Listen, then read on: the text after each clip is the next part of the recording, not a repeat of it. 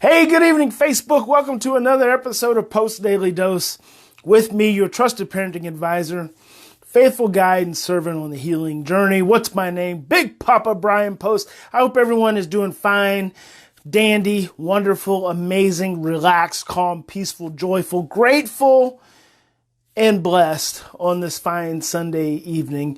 Big Papa has actually got a little head cold. Woke up with it this morning. Usually don't ever get sick, so I don't want to, get germs on you all, or I don't want to get negative vibration germs on you all. So we're going to make this one short and sweet. But what I will say is that, so in the title of tonight's episode, there's a link for Mr. Rogers' video skit that I did 9 years ago, I think, because someone the other day on Facebook said that I'm the modern day Mr. Rogers, which is, I find that quite funny.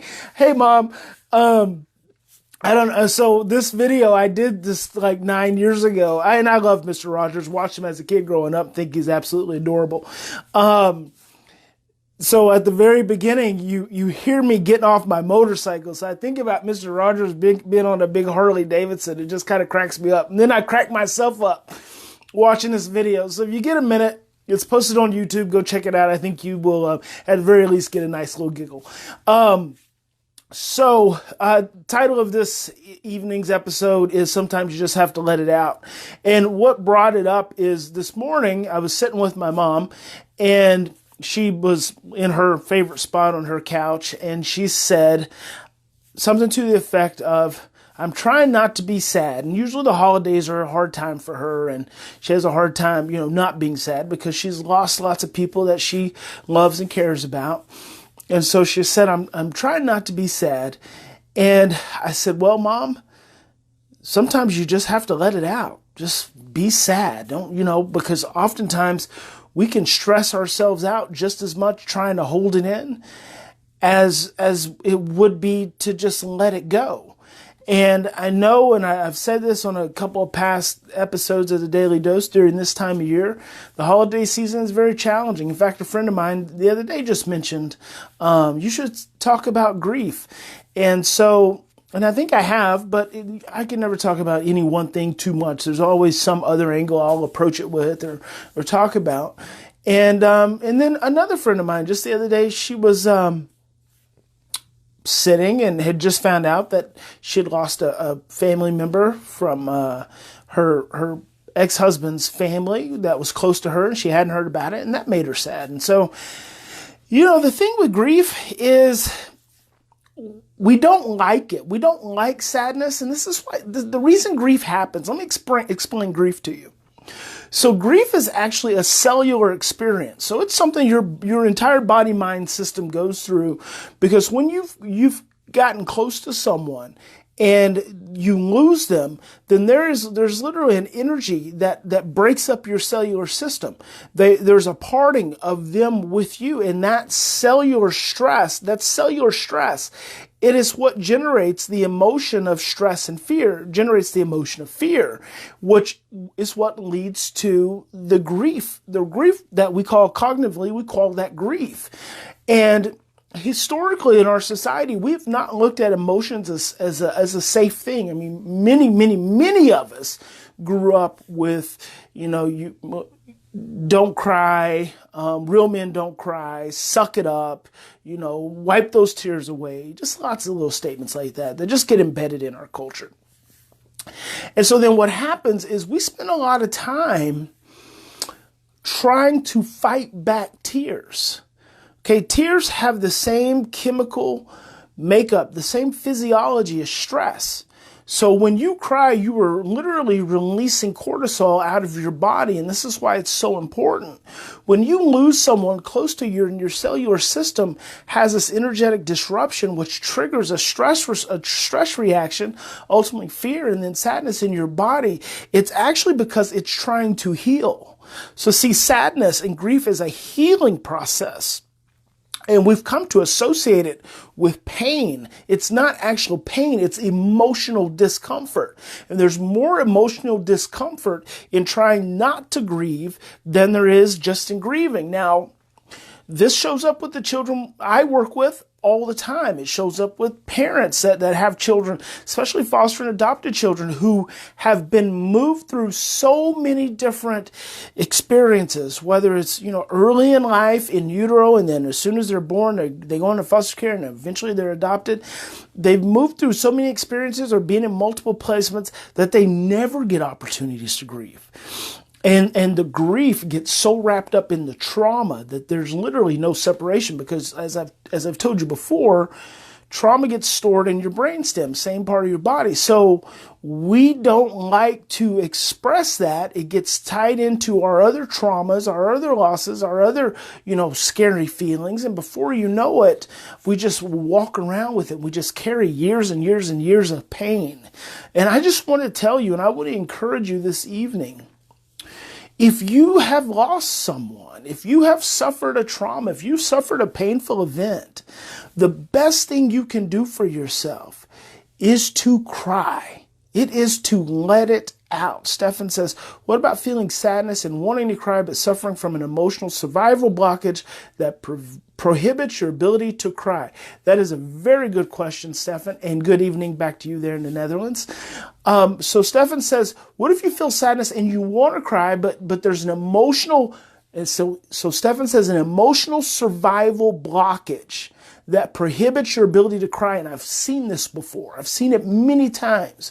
And there's an association, again, it goes back to what I just said. There's an association with crying and it not being okay. And so over time you get this, and so some children, there's trauma attached to crying and having expressions and having a need. And this a lot of times can trigger other negative feelings. But what if you're at this point, you're an adult, you're at this point where you have this blockage, or you have a child who has this blockage. See, it's an emotion. See, sadness it comes from our emotion. It comes from our emotion of fear. And sometimes it comes from our emotion of love. It just depends on how the stress manifests itself. But when you're feeling the emotion, if you know that emotion oftentimes runs up against that block, right? But you want to get through that block. What I want you to do, instead of trying to push through the block, is just start feeling the emotion. So don't worry about the block. Just feel the sadness. There are probably 50 different things, just right off the top of my head, that I could probably close my eyes and go into and feel the sadness. You feel the sadness. Don't worry about the actual cry. Don't worry about anything else. Don't worry about the expression. Just feel the energy. Okay, you think about someone you've lost, or you think about some painful experience in your life, just feel the energy in your body. That's the first step.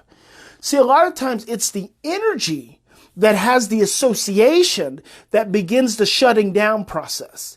So when you start to just allow yourself, so you give yourself permission, hey Heidi, you give yourself permission to not have to cry.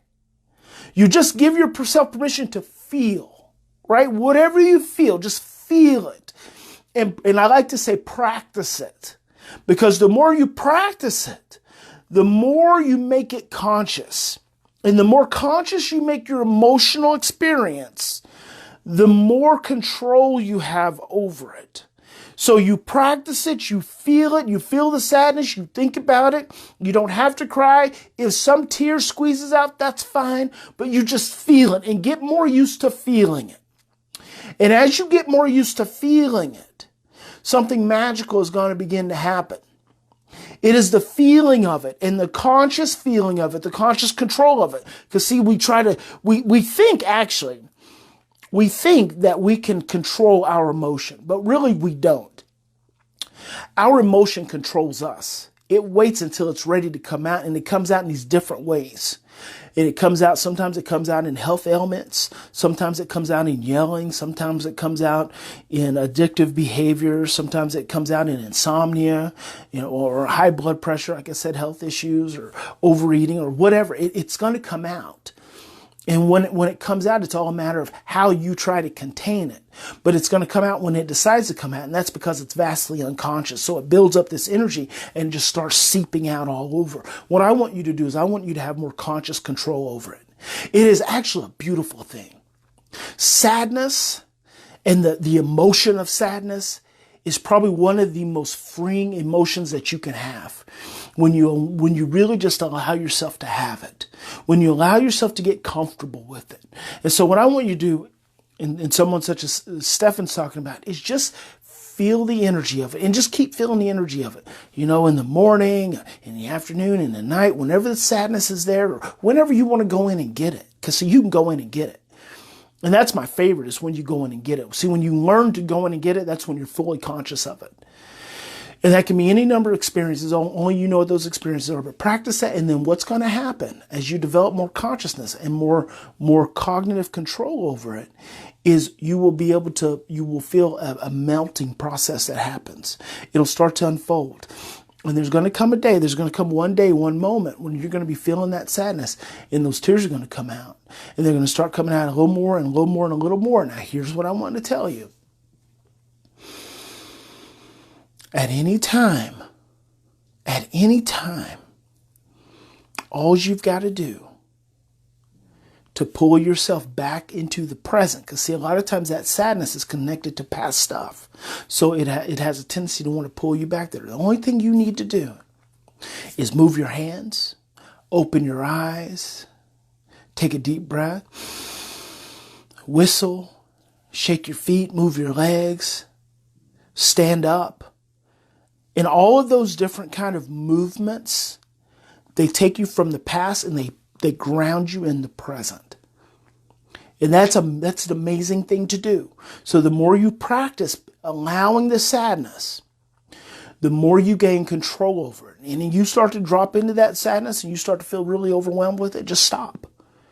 Open your eyes, move your head, stand up, put your feet on the ground, squeeze your fist, stretch your arms out. All of those are grounding movements. Stand up and move around. Take some deep breaths. Tell yourself, I've got this, it's okay. And then when you're ready, go back and get it again. And go back and get it again. And go back and get it again until it's no longer there. And your sadness, like your grief, your trauma, it doesn't ever go away. It's all stored in your brainstem. All you're doing is storing it in a more coherent way, in a more integrated way. You're just taking all those little fragments and putting them together and putting them really nice and organized and neat in a little file folder and putting them in that state level memory drawer in your brain. And so anytime you can go in and pull them out, anytime, it's never going to go away. It's whether you can begin to have more conscious control over it that's going to make all the difference. So remember, in any given situation, we always have two choices. We can continue to react from the past, react from our imprints, our blueprints, our messages, our generational messages that tell us to suppress and push down, and that feelings are not okay, or that they hurt, or that it's no good, or that we're little crybabies if we cry. We can continue to just unconsciously repeat those stories and those messages, or we can stop. We can take 3 to 10 deep breaths. We can hold that loving person in our mind's eye, and we can just feel sad. We can just cry. We can also be angry. The whole next level of emotional expression is to put sound to it and take you even deeper. We can talk about that another time. Just start here. It's okay to cry. Big Papa loves you. It's okay to cry. You can do that. When you do that, you're choosing love. So God bless each and every one of you. I hope you have a fantastic Sunday evening. If you get a chance, check out the little Mr. Rogers YouTube. It'd give you a nice little giggle. Gives me a giggle. And I hope you rest well this evening. Lay your head down. And I hope when you lay your head down that the cells from your body dissipate. And that you have peaceful sleep, peaceful, joyful dreams. And that when you wake up tomorrow, you are refreshed, you are re-energized, reinvigorated, renewed, and ready to make Monday an amazing day. It's New Year's Eve. Right? Oh, one other thing before I go. Tomorrow, I'm going to try. See, in my goals, I've been on you guys about goals, right? So in my goals, I want to start this YouTube show. I've mentioned it a couple times, but I want to do this YouTube show where I'm kind of looking at some of the things that Nanny 911 has went through and kind of dissecting it in this Zoom platform that I can do so I can play it, but it's going to be on YouTube. So I want to start doing this on a weekly basis on YouTube. So you have to go to Bryan+Post is where it's going to be. It's probably not going to be on the Post+Institute. It's going to be on the Bryan+Post page, YouTube page. You'll find it. Look around. You'll find me. And make sure you get signed up there and you'll see me pop up. I'm thinking probably around 11 Central Standard Time, but I think it's going to be really cool. I think everyone will really enjoy it. And I would stream it live on Facebook, but it wouldn't do you any good because you couldn't see the video, and I'm just not that technologically inclined or capable or whatever. Anyway, Big Papa loves you. Have a great evening, guys, and we'll talk to you tomorrow.